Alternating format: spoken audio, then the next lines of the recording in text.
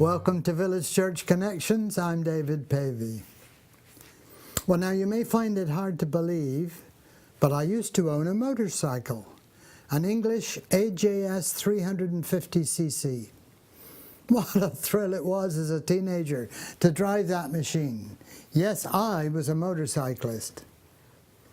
In North America, a motorcyclist is often referred to as a biker, which the Urban Dictionary defines as someone who not only owns a motorcycle, but rides it for pleasure as well as transport. It observes that bikers tend to be a friendly bunch, but anyone who crosses them will be persuaded not to do it again. Now, my career as a biker ended abruptly. One day I collided with a car that was coming towards me and suddenly decided to turn right in front of me. I don't think the driver of the car even saw me. I slammed into the side of it and numbed up my left side, breaking my left arm in 3 places. So much for being a biker.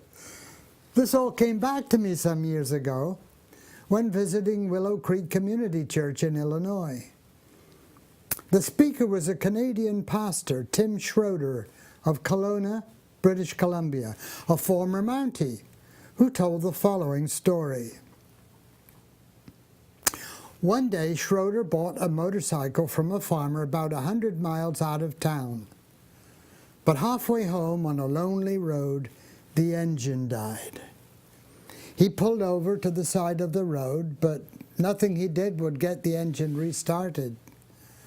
Plan B then was to find somewhere to hide the motorbike while he hitchhiked a ride into town and found someone who could come back with him to repair it. While he was standing there, however, feeling perplexed and helpless, a biker came down the road towards him, pulled over and stopped. The driver was a rough-looking individual with all kinds of tattoos and black leather clothing with rivets galore. "Looks as though you have some trouble," he volunteered. "What's the problem?" "The engine won't work anymore," responded Schroeder, stating the obvious. "Well, let me have a look at it," suggested the biker.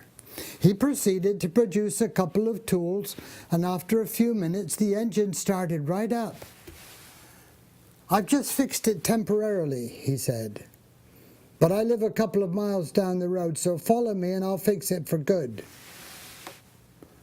Hoping this wasn't some kind of a trick, Schroeder followed him down the road and then turned up a dirt track, finally stopping at an old shack in the woods with a garage next to it. Within minutes, the biker had Schroeder's motorcycle engine repaired and ready to go. "Thanks. What do I owe you?" asked Schroeder. "Owe me! Owe me!" shouted the biker in disgust. "The only thing you owe me is never to pass a biker in need." Which I'm told is a common rule among bikers. Never pass a biker in need. What a different place this would be if Christians everywhere took this simple principle seriously and became good Samaritans. It was Jesus himself who told that story long ago, and it goes like this. A man was traveling from Jerusalem down to Jericho when he was attacked by bandits. They stripped him of his clothes, beat him up, and left him half dead beside the road.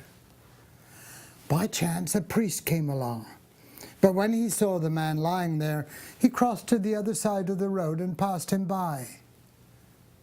A temple assistant walked over and looked at him lying there, but he also passed by on the other side.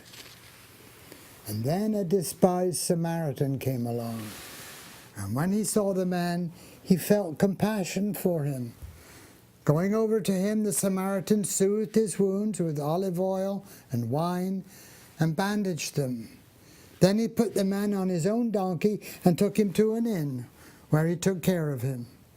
And the next day he handed the innkeeper 2 silver coins, telling him, "Take care of this man, and if the bill runs higher than this, I'll pay you the next time I come." This story is loaded with irony in that Jesus was speaking to very religious people who don't come through in a very good light.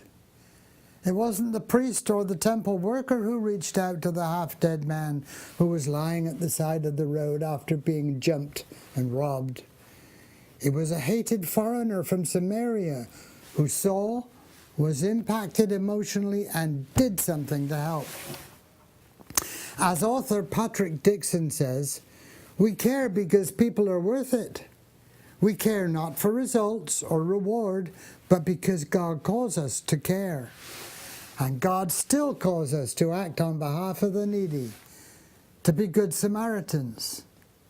Hey, never pass a biker in need.